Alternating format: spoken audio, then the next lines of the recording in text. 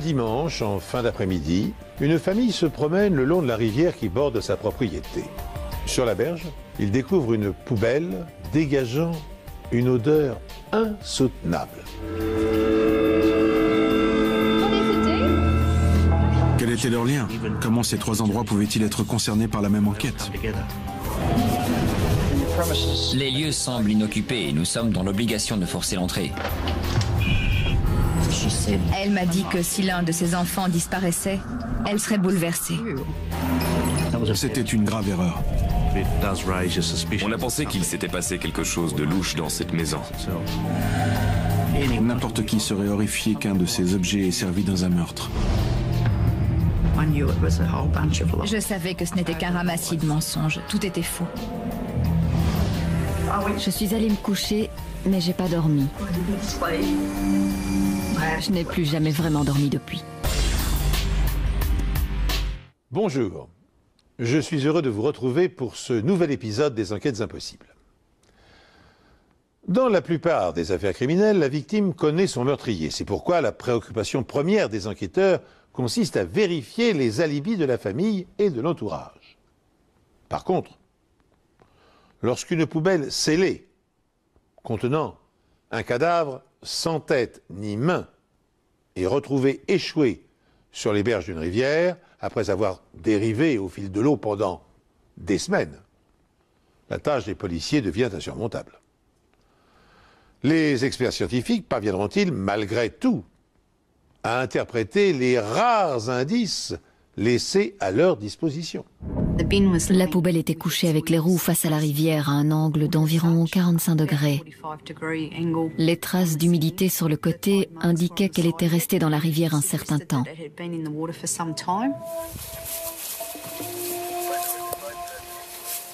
En s'approchant un peu, on a senti une odeur très désagréable qui nous disait que quelque chose se décomposait à l'intérieur. Il y avait un trou dans la poubelle et en regardant dedans, j'ai vu un pied. Et on a immédiatement contacté la brigade criminelle.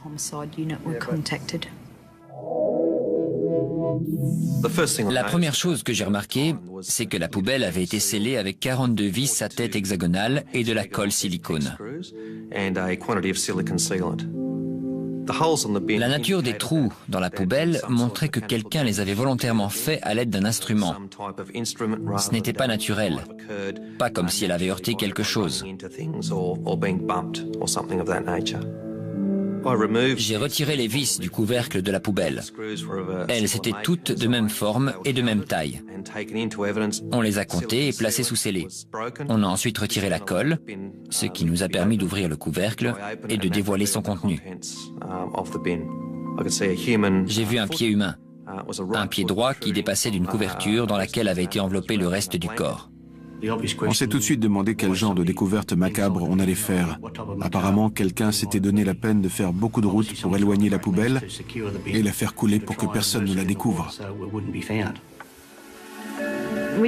On a ratissé la zone, mais il n'y avait aucune empreinte dans le sable, aucune trace qui pouvait laisser penser que la poubelle avait été traînée jusqu'ici. On en a déduit que la poubelle avait été portée par le courant avant de s'échouer à cet endroit. Mais la distance parcourue par la poubelle sur cette rivière de 80 km reste inconnue. Et avec la tombée de la nuit, la chasse aux indices devra attendre le lendemain. Le médecin légiste nous a conseillé d'envelopper la poubelle et de la transporter telle qu'elle jusqu'à la morgue. Parce que si on attendait qu'un expert arrive sur les lieux, les preuves risquaient de disparaître.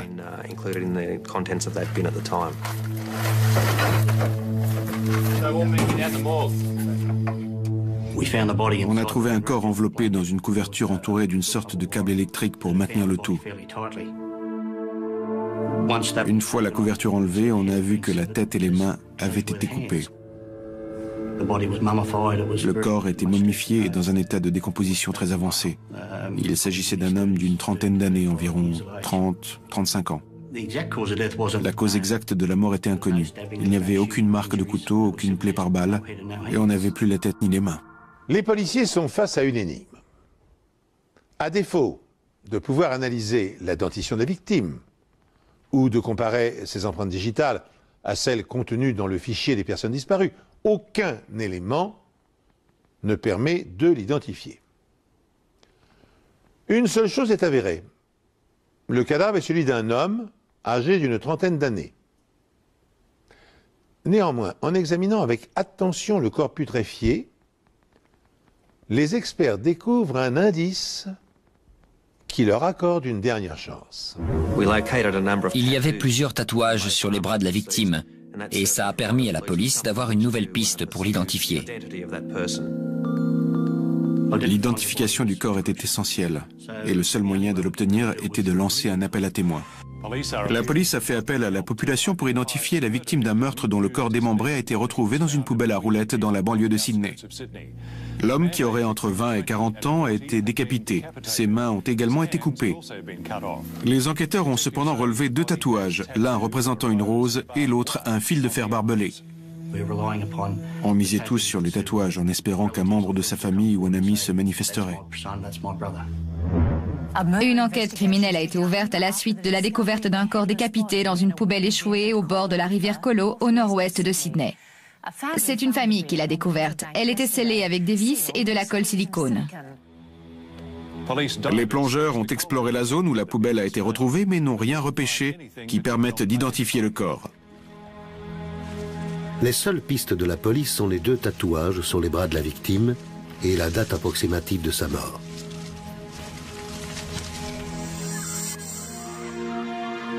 Vu son état, le corps était resté dans l'eau pendant plusieurs mois. Quelqu'un avait sans doute dû voir la poubelle flotter à un moment ou à un autre. Alors on a enquêté auprès des campings, des skieurs nautiques, de toutes les personnes susceptibles de fréquenter cette zone, pour découvrir si quelqu'un avait vu la poubelle et quand. Si on arrivait à remonter jusqu'à la scène de crime, on pourrait peut-être identifier la victime, déterminer le jour de sa disparition et comparer ces informations avec les différents témoignages. On s'est adressé aux autorités nautiques et on a fini par retrouver un homme qui avait vu la poubelle quelques semaines plus tôt. Comme c'était dangereux pour les autres bateaux, il l'a repoussé vers la berge.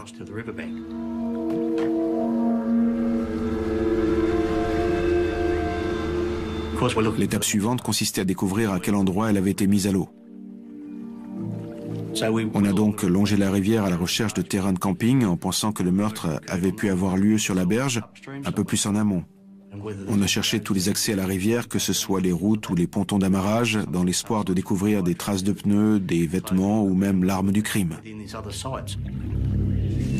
Les chances de trouver des indices sont infimes.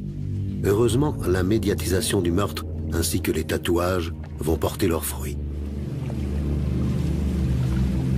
On a reçu pas mal d'appels de personnes ayant vu la poubelle, mais le plus important était celui d'une femme originaire de Kandos dont le beau-frère avait disparu en août 1998.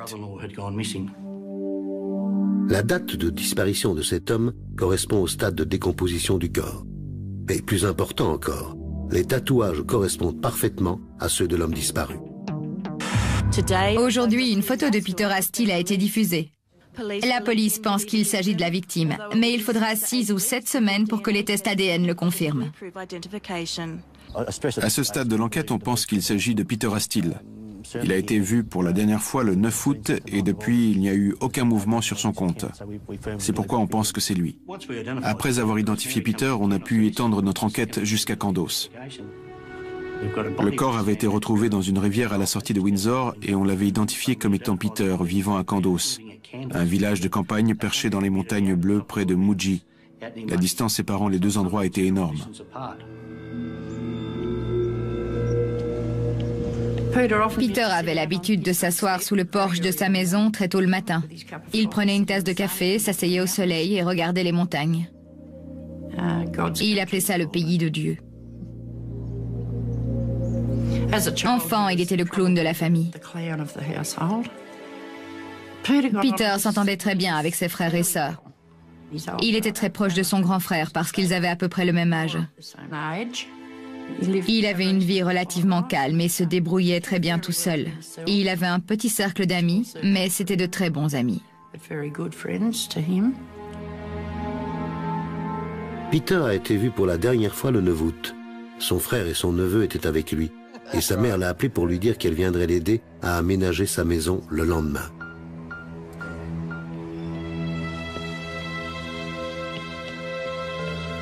Le 10 août, Meryl s'est donc rendue chez lui. Elle a frappé à la porte, mais Peter n'était pas là. Je lui avais fait des rideaux et on devait les accrocher ensemble, mais il n'était pas là. Et il y avait une atmosphère lugubre dans la maison. J'ai regardé un peu partout. Il avait placé un matelas sur le sol du salon, juste à côté de la cheminée. Il recherchait la chaleur parce qu'il n'avait pas encore le chauffage. Mais j'ai vu que la cheminée était froide. Elle n'avait pas été allumée la veille. Quand j'ai vu ça, ajouté au fait que personne n'avait dormi dans le lit, j'ai senti qu'il y avait quelque chose d'inhabituel.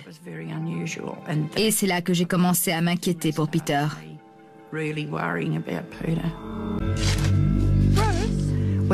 Quand je suis ressortie de chez lui ce matin-là, j'ai demandé à son voisin, qui était aussi un ami de Peter, s'il savait où il était.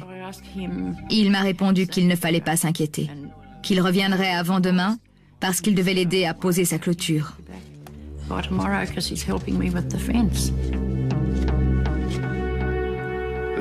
Au début, on ne pensait pas à un crime. On pensait que Peter était parti se promener dans la nature, peut-être camper. On s'était dit qu'il avait quitté la région pour une courte durée, mais qu'il n'avait pas prévenu sa famille.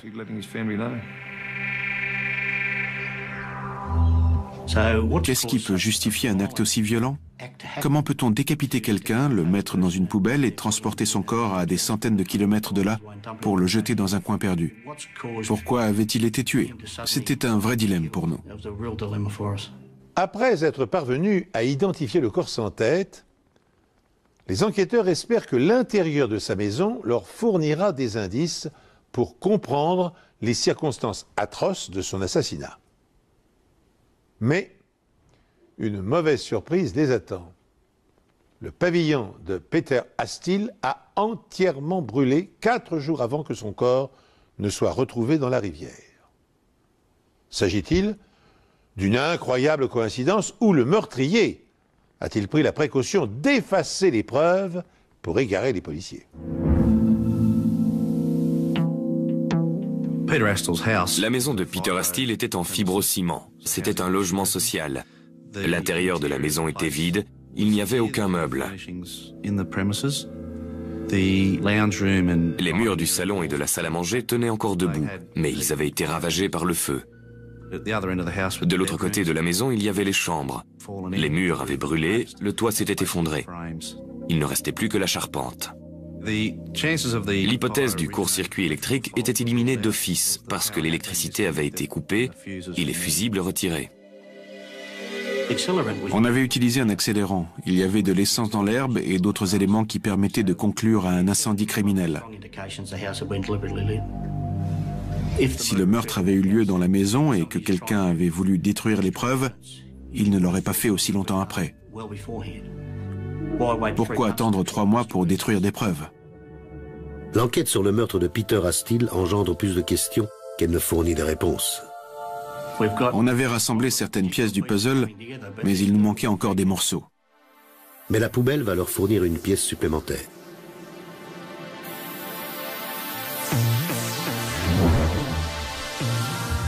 Les enquêteurs savent que Peter Astill a été la victime d'un horrible meurtre.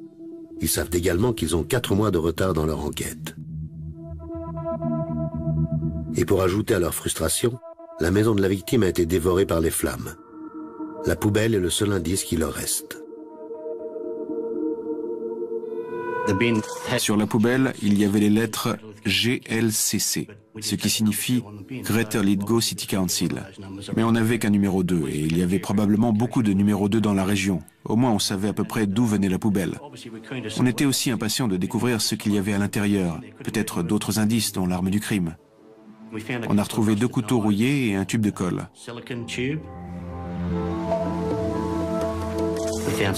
On a aussi trouvé des flocons de naphtalène utilisés pour absorber les mauvaises odeurs. Une partie de la poubelle avait été endommagée, et c'était le résultat d'un acte délibéré. Elle avait été coupée d'une façon bien particulière. À l'intérieur de la poubelle, j'ai repéré un morceau de plastique vert qui comportait une série de chiffres blancs correspondant probablement à un numéro de série.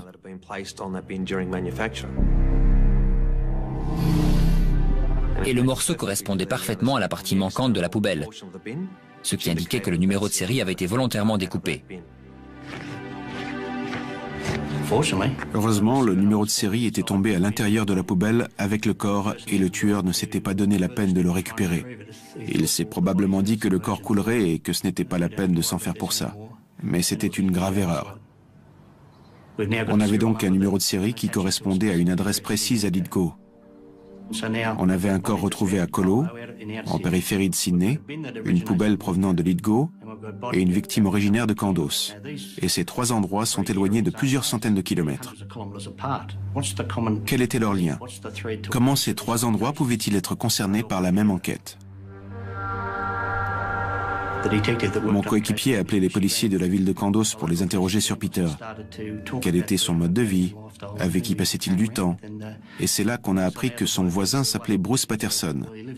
Et comme par hasard, Bruce Patterson était aussi le propriétaire de la poubelle de Lithgow. On avait notre lien. Bruce Patterson avait une adresse à Lithgow et vivait là-bas. Son ex-femme habitait à côté de chez Peter Astle à Kandos. Bruce y était la plupart du temps. D'après nos informations, Peter s'entendait assez bien avec Bruce Patterson. Ils étaient amis et on les voyait souvent ensemble.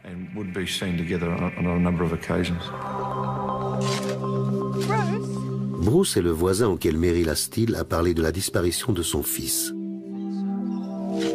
Il est devenu suspect. Combien de chances y avait-il pour qu'une poubelle de Lithgow appartenant à Bruce Patterson ait été utilisée dans le meurtre de Peter Astle, habitant juste à côté de l'ex-femme de Bruce Patterson à Kandos?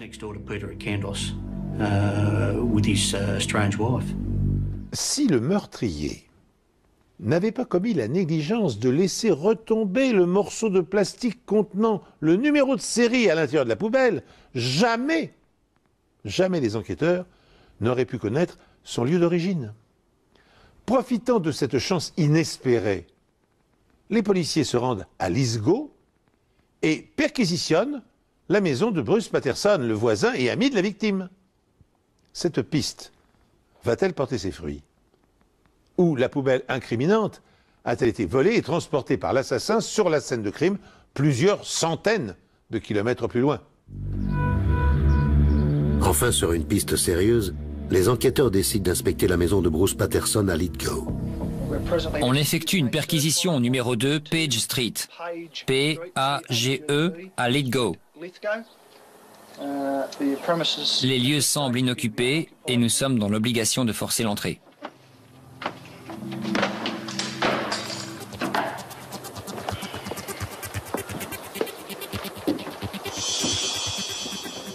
Notre première impression a été que c'était une maison très ordonnée. Elle avait été nettoyée, il n'y avait aucun meuble, ce qui signifiait qu'elle était inhabitée. On a trouvé des produits d'entretien et on s'est dit que quand on quittait une maison, la dernière chose que l'on faisait, c'était le ménage.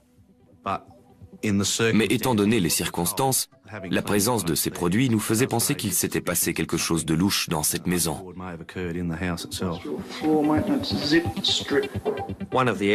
L'une des pièces à avoir attiré notre attention était la deuxième chambre parce qu'il y avait un certain nombre de taches sur la moquette.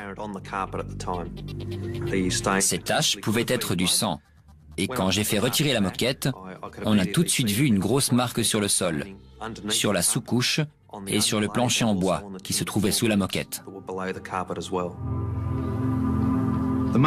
a concentré nos recherches dans la salle de bain et on a remarqué qu'elle était très propre.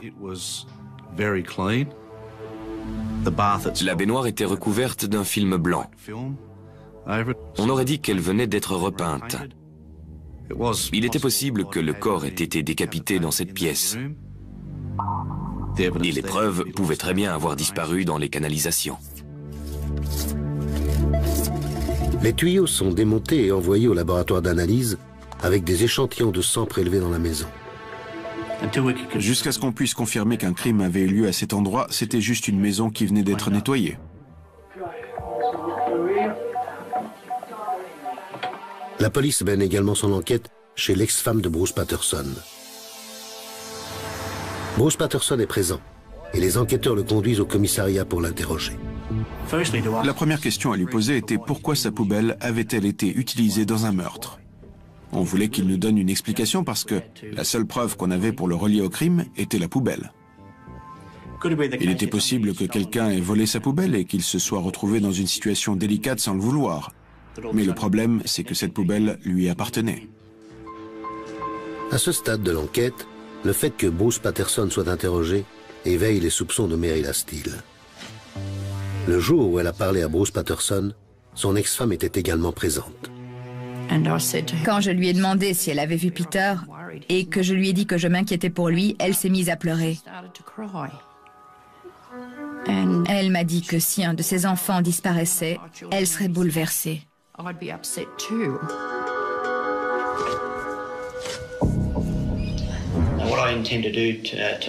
Aujourd'hui, j'aimerais vous poser quelques questions sur Peter Steele et savoir si vous avez des informations sur la découverte de son corps.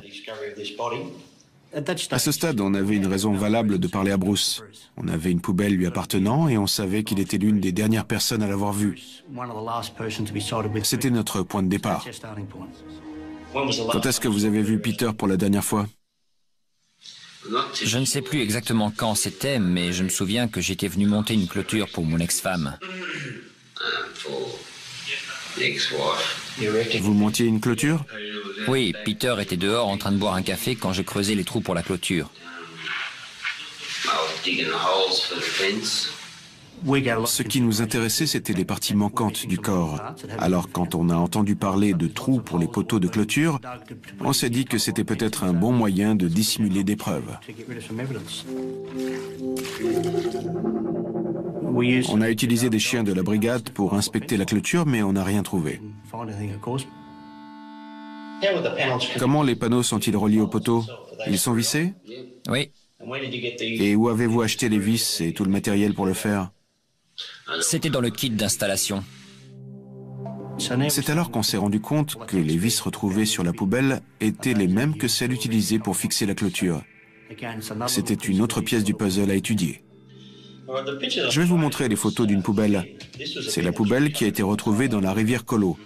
La vôtre avait-elle ce type de vis avant? Non. Dans cette poubelle, on a retrouvé un corps qui serait celui de Peter Steele. Vous comprenez? Oui. Ce qu'on est en train de vous dire, c'est que dans une poubelle vous appartenant, on a découvert le corps d'un homme appelé Peter Steele.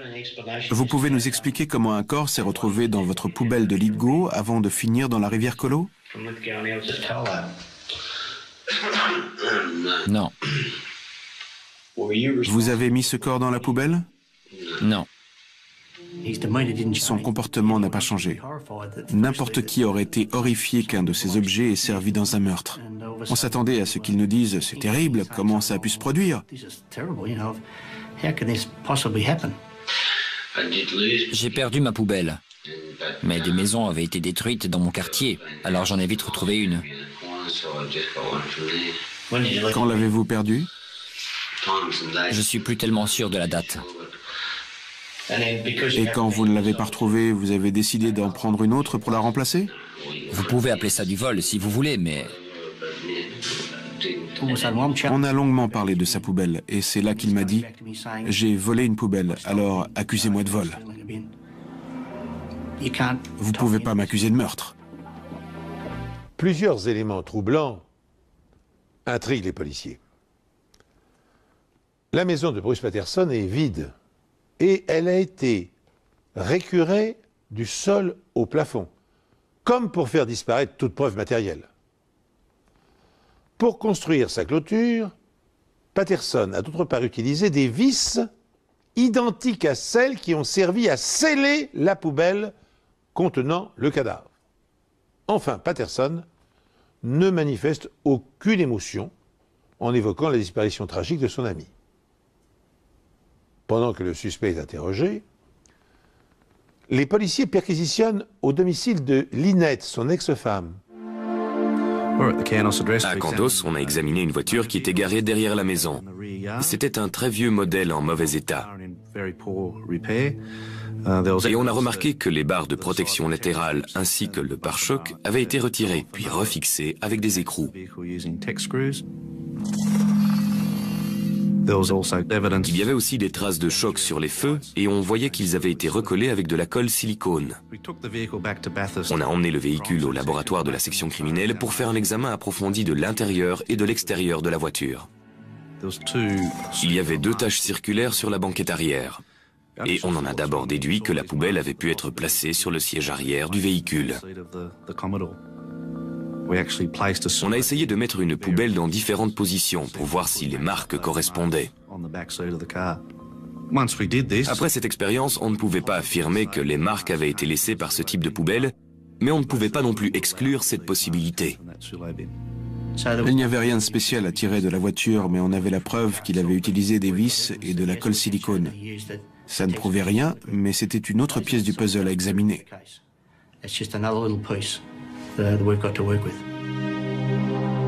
L'inspecteur Oxford travaille également sur l'hypothèse que le meurtre ait pu avoir lieu dans la maison vide de Patterson à Lithgow. Vous y vivez seul? Oui. Mais il n'y a pas de meubles là-bas. Comment vous y vivez? Où vous dormez? Dans un sac de couchage. Vous dormez dans un sac de couchage? Tout à fait. Vous avez nettoyé la salle de bain? Il y avait des rayures dans la baignoire. Avec un produit pour les mailles? Sous forme de spray, oui. C'est juste un produit blanc? Bruce nous a dit qu'il avait l'intention de déménager et qu'il voulait laisser la maison en bon état pour les futurs locataires. Tout le monde sait qu'il faut laisser l'endroit comme on l'a trouvé. C'est comme quand on loue. Sans preuve, on n'avait pas d'autre choix que d'accepter cette version. Si on avait trouvé des cheveux, du sang ou des indices de ce genre dans l'évier, on aurait pu trouver une autre explication. En absence d'indices recueillis dans la maison, sans la moindre trace de sang, de fibres ou de cheveux, les experts sont encore incapables de relier Bruce Patterson au meurtre de Peter Astill. Il ne leur reste plus qu'une solution. Intensifier son interrogatoire en espérant qu'il s'embrouille dans ses explications.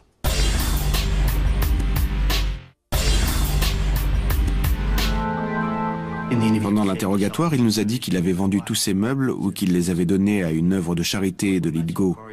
En menant notre enquête, on a découvert que Bruce n'avait donné aucun de ses meubles.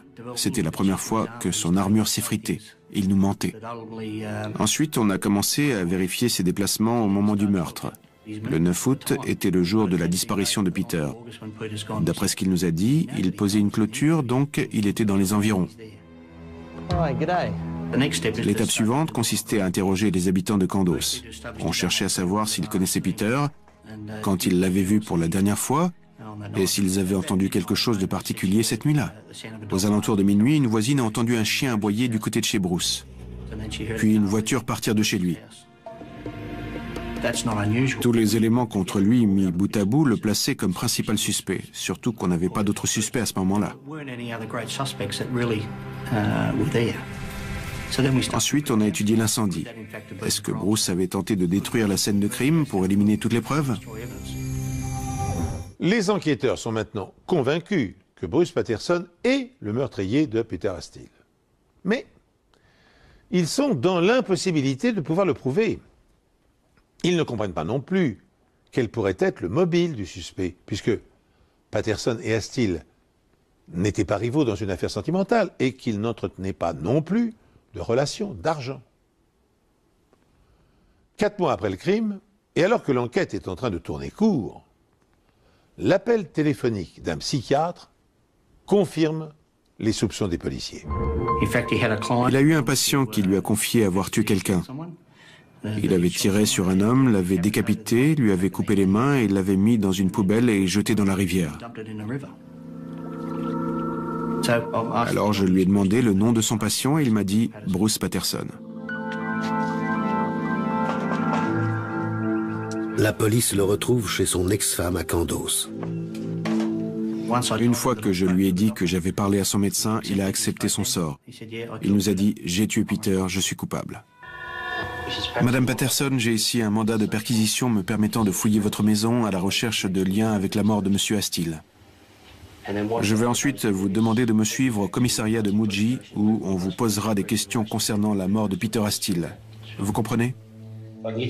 J'aimerais que vous nous racontiez ce qui est arrivé à Peter.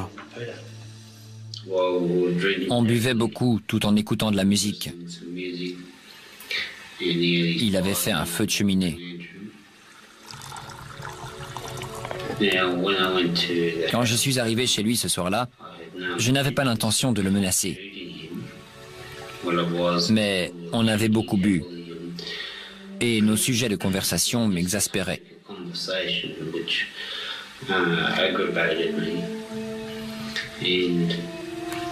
Il est devenu violent. Il a pris une hache et il a abattu un grand coup sur le plancher. La lame est tombée juste à côté de mon pied. Il a de nouveau brandi la hache pour me frapper. Et c'est là que j'ai pris l'arme qui était sur la table et que je lui ai tiré dans la tête.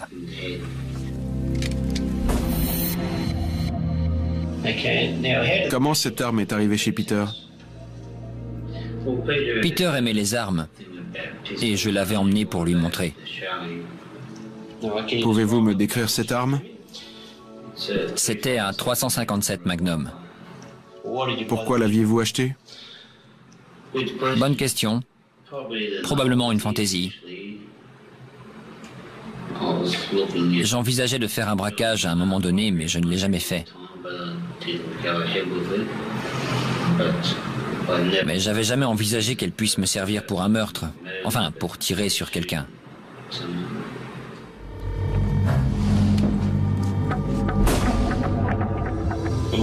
Que s'est-il passé ensuite?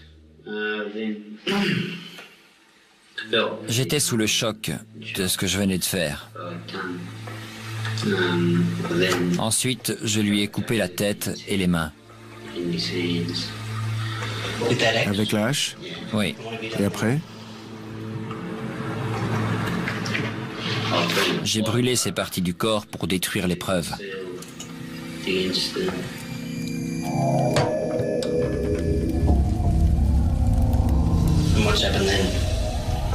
Et après?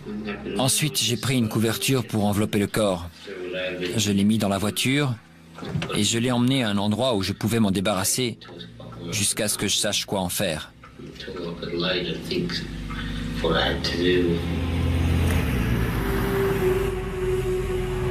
Il a ensuite parcouru 25 ou 30 km jusqu'à un endroit appelé Wishing Well, tout près de Kandos ou Mudgee. Monsieur Patterson est sur le point de nous montrer où il a déposé le corps de Peter Astill après l'avoir tué à Kandos. Mais avec les moteurs qui tournent, on va probablement avoir un problème de son.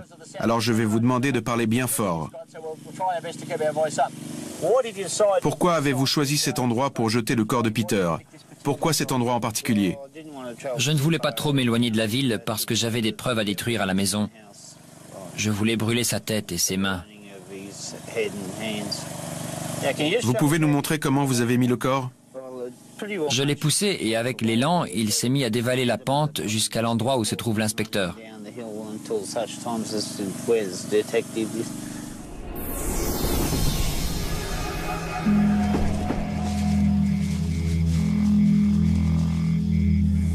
Et après, j'ai caché la couverture dans les broussailles. Un arbuste un peu comme celui-là, là-bas. C'est ici que le corps a terminé sa course? Non, je l'ai mis sur le côté, derrière l'arbre. Quand êtes-vous revenu ici? Un mois, ou peut-être un mois et demi plus tard. Environ 6 semaines. Oui, j'ai descendu la poubelle jusqu'ici parce que c'était pas possible de remonter le corps. Quand vous êtes arrivé en bas, dans quel état était le corps? Il se décomposait. Une fois le corps dans la poubelle et la poubelle dans la voiture, où l'avez-vous emmené? À Let Go. Et vous avez fait quoi là-bas? Je l'ai scellé. Avec quoi? Avec de la colle silicone et des vis. Maintenant, je vais vous montrer une photo. Il y avait un numéro de série sur la poubelle. C'est la partie que vous avez découpée? Oui, Pourquoi l'avez-vous découpée? pour qu'on puisse pas retrouver mon adresse. Il avait fait tous ses efforts pour brouiller les pistes et pour qu'on ne remonte jamais jusqu'à lui, mais il avait fait cette petite erreur. Il avait coupé le numéro de série, mais l'avait laissé tomber dans la poubelle. Et c'était la clé de notre enquête. Ça a été sa plus grande erreur. J'aurais pu tout dévisser, mais avec le corps en décomposition à l'intérieur, ça n'en valait pas la peine.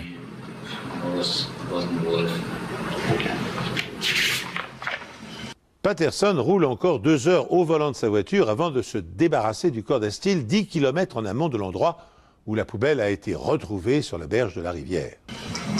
Et après? J'ai emmené la poubelle jusqu'à la rivière Colo et je l'ai mise à l'eau.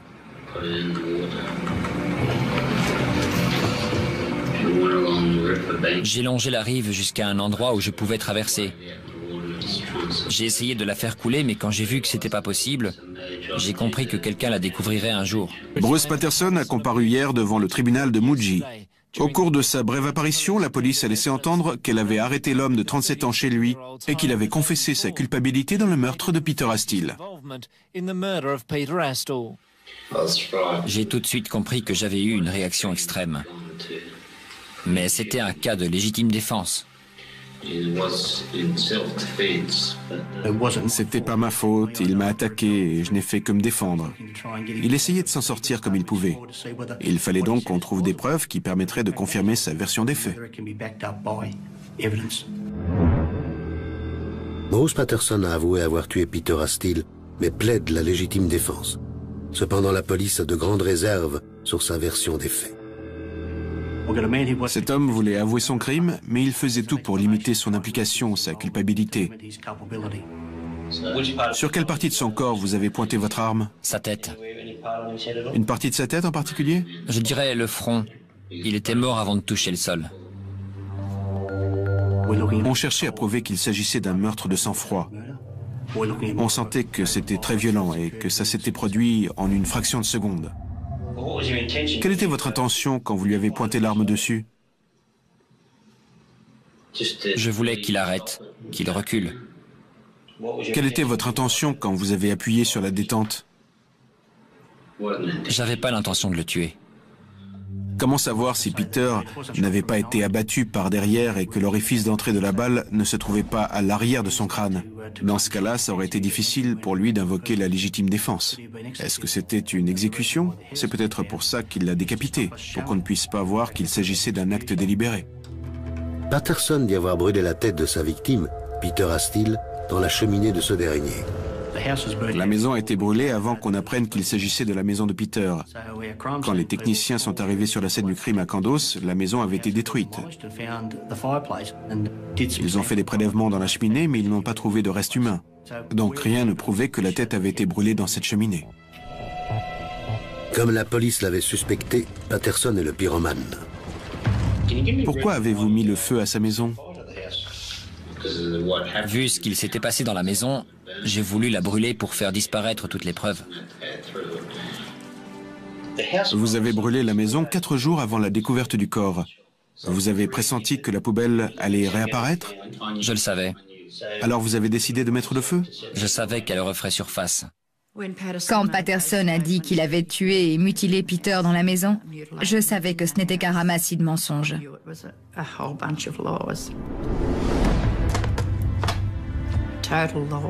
Tout était faux, parce que j'y suis allée le lendemain à 9 h. Il n'y avait aucune marque de hache sur le sol, ni aucune trace de sang. J'avais nettoyé cette maison de fond en comble. Et quand j'ai fait venir l'inspecteur des logements sociaux pour rendre la maison, il l'a inspectée et n'a rien trouvé. Vous avez dit que vous ne vouliez pas que vos enfants soient mêlés à tout ça. Exact. Vous vous en souvenez? Oui. Vous avez dit que c'était pour cette raison que vous aviez mis le feu, pour vous débarrasser des preuves Oui. de la mort de Peter? Oui. Et vous ne vouliez pas qu'il y ait de l'agitation à côté de chez vous? C'est vrai. Vous étiez inquiet pour vos enfants? Les policiers sont en droit de se réjouir. Ils ont obtenu les aveux complets de Bruce Patterson. Et ils ont rassemblé suffisamment de preuves indirectes pour être en mesure de le faire condamner. Ils n'ignorent pas néanmoins que l'avocat va plaider pour son client l'état de légitime défense et que le jury peut décider qu'il s'agit effectivement d'un homicide involontaire. Convaincus du contraire, les enquêteurs doivent apporter la preuve matérielle que Patterson a tué Astill de sang-froid sans avoir été menacé. Un appel téléphonique providentiel va les aider à conforter cette hypothèse. C'était environ une semaine avant le procès. L'avocat de Lynette Patterson nous a confié qu'elle avait des informations sur ce qui s'était passé. Lynette Patterson est la femme que Meryl Astill a vue pleurer. J'ai repensé au moment où son ex-femme s'était mise à pleurer le jour de la disparition de Peter. Et j'ai toujours su que Bruce Patterson avait quelque chose à voir là-dedans.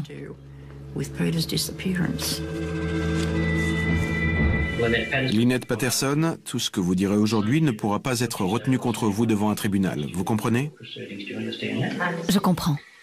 Alors je vais vous demander de repenser à ce qui s'est passé le 9 ou le 10 août 1998. De quoi vous souvenez-vous?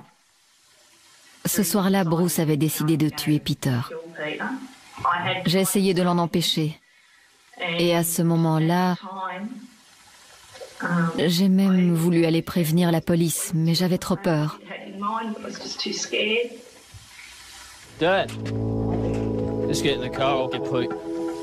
Il lui a demandé de l'accompagner à Sydney pour aller chercher des médicaments. Et c'est comme ça qu'il a réussi à le faire sortir de chez lui. Il avait emporté un pack de bière avec lui. Son père était là aussi. Et comme je vous l'ai dit, je ne pensais pas qu'il allait le faire.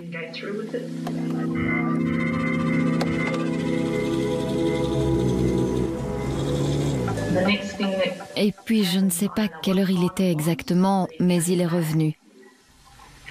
Il est rentré dans la maison et j'avais fait un feu de cheminée. Il avait mis la tête de Peter dans une boîte. Il l'a mise dans le feu. Je suis allée me coucher, mais je n'ai pas dormi. Je n'ai plus jamais vraiment dormi depuis. Le lendemain matin, j'ai dû me lever et nettoyer la cheminée. Et après, il m'a demandé de nettoyer la voiture. On avait une version complètement différente de celle de Bruce. Il a pris la route et il l'a tué. Il m'a dit qu'il avait emmené sur une aire de stationnement près de Sydney. On voyait les lumières de la ville.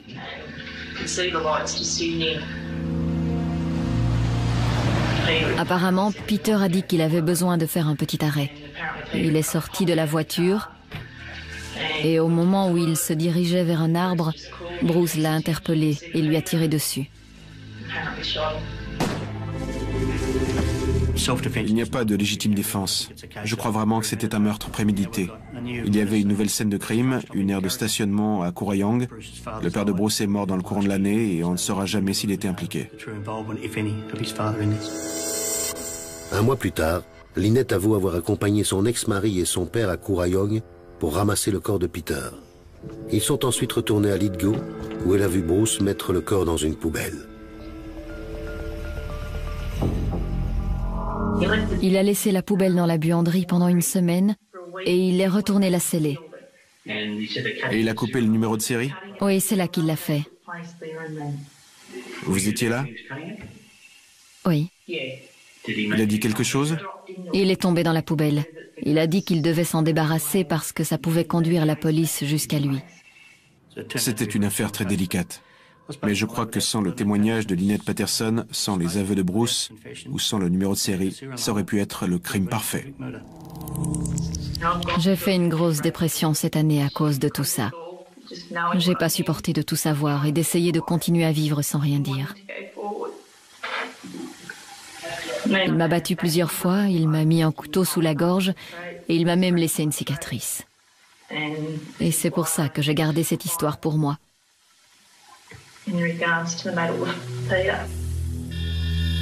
Mais pourquoi son ex-mari s'est-il montré aussi violent avec son voisin?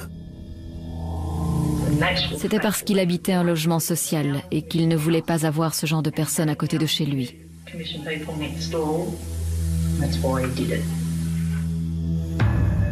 Peter vivait dans un logement social et il ne voulait pas que sa femme et ses enfants vivent dans ce genre d'environnement. Il devait l'éliminer. Il n'aimait pas Peter, c'est tout. Et le seul moyen de régler le problème, c'était de le tuer.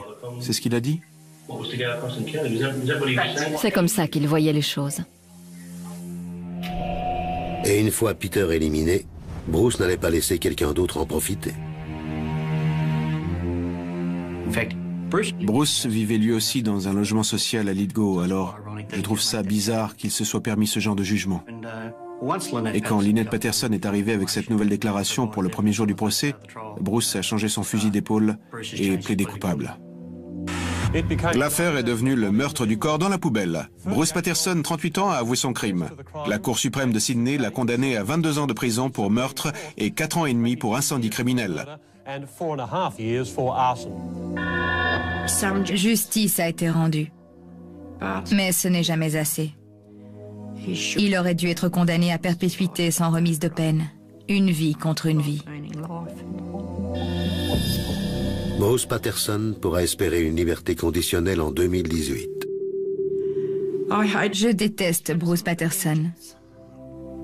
Et comme je l'ai dit lors de ma déclaration, je me battrai pour lui fermer toutes les portes. Je ferai tout mon possible pour lui mettre des bâtons dans les roues. Si les choses suivent leur cours, Bruce Patterson devrait retrouver la liberté dans une dizaine d'années. Et un psychopathe incontrôlable entrera alors à nouveau les faubourgs de Sydney. Car nous savons aujourd'hui que le mobile qui avait poussé Patterson à commettre ce crime se résumait à une explication à peine croyable. Le logement social qu'occupait Astill représentait à ses yeux une nuisance insupportable. Il avait donc décidé d'éliminer son occupant et de brûler sa maison sans autre forme de procès. Dans certaines circonstances, bêtise et folie dépassent l'entendement. C'est sur cette constatation navrante que se referme cette émission. Je vous remercie de l'avoir suivi en ma compagnie et je vous donne rendez-vous bien sûr sur cette antenne pour un nouvel épisode des Enquêtes Impossibles.